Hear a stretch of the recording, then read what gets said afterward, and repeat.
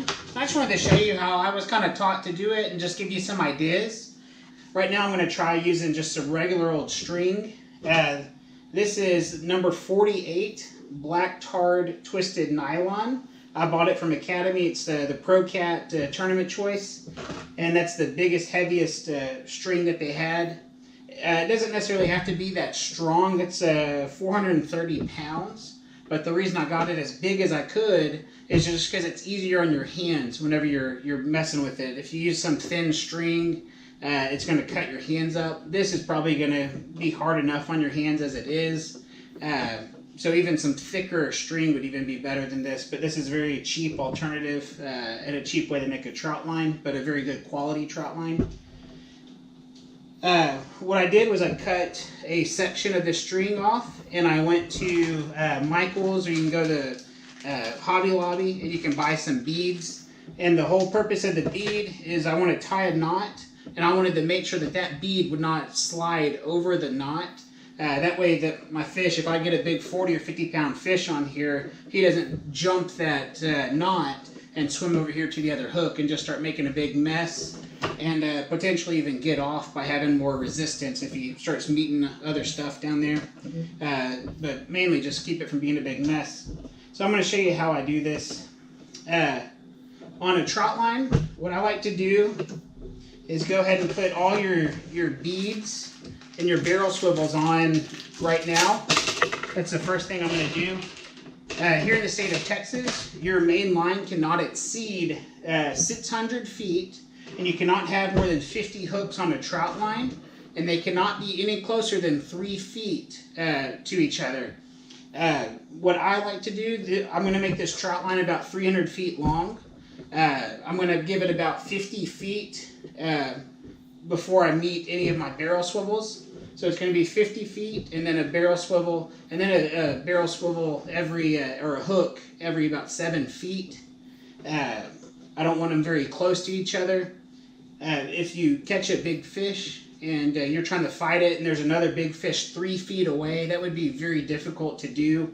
It'd be an awesome experience, but it would be very difficult to do. So having it 6 or 7 feet apart, or having your hooks 6 or 7 feet apart, is a lot safer on you. And plus, if you have a fish and it starts running, it just gives you more chance to get your hand away so you don't get a hook in your hand and then end up in the bottom of the lake. Trot lines can be very dangerous. That's one reason I haven't trot lined a lot over the years. I've preferred jug lines over trot lines, mainly because I feel like they're just safer. I feel like a jug line's not going to drown me if I get a hook in my hand as easy as if I get a hook in my hand on a trot line and end up in the bottom of the lake. So space your hooks apart. I like about 6 or 7 feet. But here we go. We're going to get started. You don't want to just tie a barrel swivel to your main line, because the fish can twist and it'll twist up your main line. But so whenever you make your trot line, you want to make sure that it has basically that barrel swivel on there to where it can spin around and around without twisting up your string. So in order to do that with string, I got to tie a knot, put a bead, and then put the barrel swivel followed by a bead, followed by a knot that I have to tie, and that way that barrel swivel can move freely. So I got my trot line, so I'm going to put a bead. I'm going to put 25 hooks on here. A bead, barrel swivel, bead.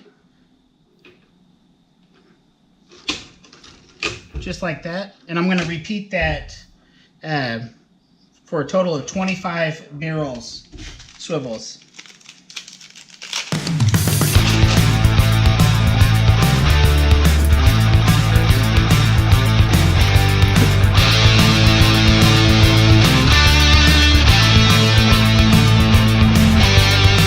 My main line's not going to have hooks for about 50 feet.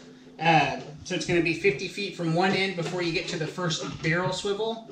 And that way you can get this string up and check it a lot easier, rather than if you have a hook right by where it's attached to a weight. It's going to be, basically you'd be fighting a fish and a 10 or 15 pound weight. Makes it very difficult. I have found, I was just fishing in 20 foot of water, and my other trot line that I made out of weedeater string has about a 30 foot leader. And even that 30 foot leader in 20 foot of water. It was just kind of barely enough because it's going to be pulled up at an angle, not 30 feet in 20 foot of water. It's going to be pulled something like that. So it's good to have too much string. So probably a 40 or 50 foot, what I call a leader, is what you want on this main line. How I'm going to do this is just simply bend it over and tie a loop. Real simple. Just like that. And I'll use a carabiner clip, and that'll clip to a weight and unclip from the weight very easily. And now I'm going to march out about 50 feet, 40 to 50 feet, and then we'll go from there. So I just walked about 50 feet, and now I just started threading all my goodies down. So now I've got all my goodies, and then about 50 feet away I had the end of this trot line. And what I like to do, that'll make this a whole lot easier, is to start tying this up, start wrapping this up, like in this water bottle. I'll go ahead and just start wrapping.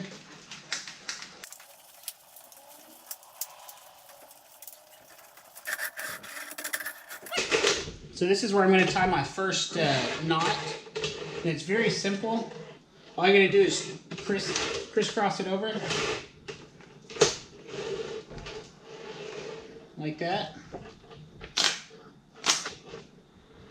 It's basically the first knot you tie on your shoes when you tie your shoes. So there's a knot, and now I'm going to slide a bead, a barrel swivel, followed by a bead. The first knot's really easy to do, as you'll find, but the second knot, it may be easier just to go ahead and wrap it up like that, and then do your knot with all your beads and stuff over here on the soda bottle or whatever you want to use, water bottle. Go ahead and do your knot. And now you can just work this knot back.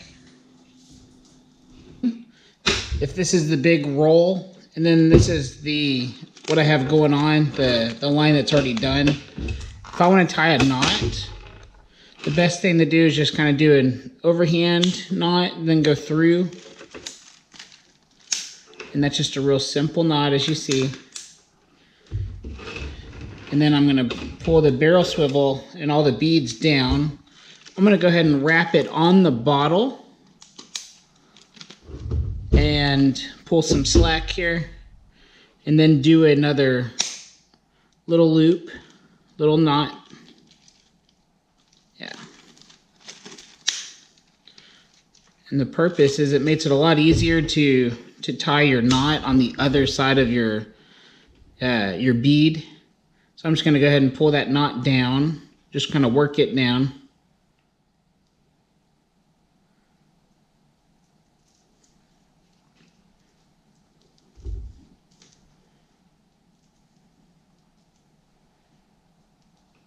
I'm pushing this all against the knot that I've already tied. And now I just tied that. So now I have 2 knots with a bead on both sides. And then that's ready to be wrapped on here. Once you get your knots tied, you want to space it however far you like. I like about 6.5 to 7 foot. What I like to do, instead of trying to measure that out, I measured one string that's about 6.5 feet long, and that's going to be my tape measure to get this right. So I'm going to go ahead and put it where the swivel is, and then I'm just going to keep working it, working these beads down.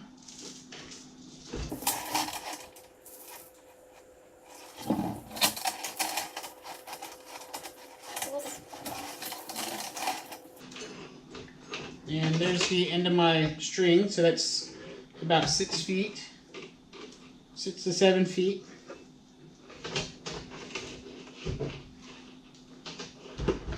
What I like to do is go ahead and reel this string on, this where my swivel is. Go ahead and reel that on.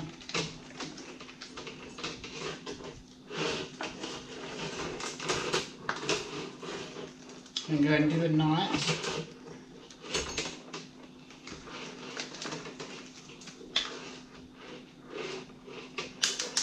that last one.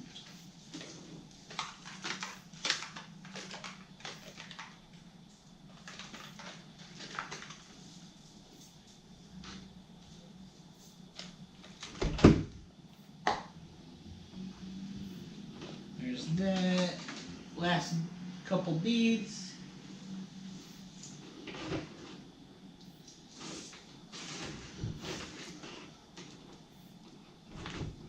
Alright, so I tied the first knot. I'm going to wrap it up just a little bit and tie a knot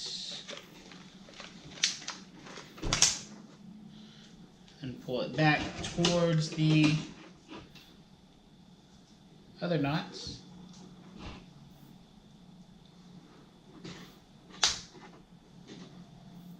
Alright. That's a lot of time. Probably took me close to an hour to get it all done. Taking my time though, but a lot of time. Tied about 50 knots. So that's my 25th hook. So what I'm going to do now is make what I call a leader line, or just lines without a hook on it. So I'm going to walk this away about 50 feet and tie a loop on it.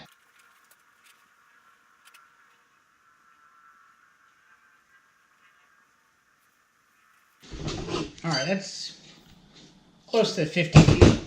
40, 50 feet, that's probably a good number, something like that. I'm going to burn the end. I like this tarred line. I've used this stuff for years on jug lines that are drifting jugs. It works really good for that. So I'm letting that melt. If you get the non-tarred, like the white line, there's some orange or green, but you can actually unspin it. If you sit there, you could unspin it, and it makes a big mess. It's easier for hooks to get stuck in it. So if I'm using string, like from Academy, I like using the black tarred string. So all I'm going to do is just make a big loop. Just tie kind of an overhand knot. Real simple stuff. And then just pull it tight. That's all it needs. And that's perfect for attaching a carabiner hook to it, so that we can hook it onto a weight or a tree.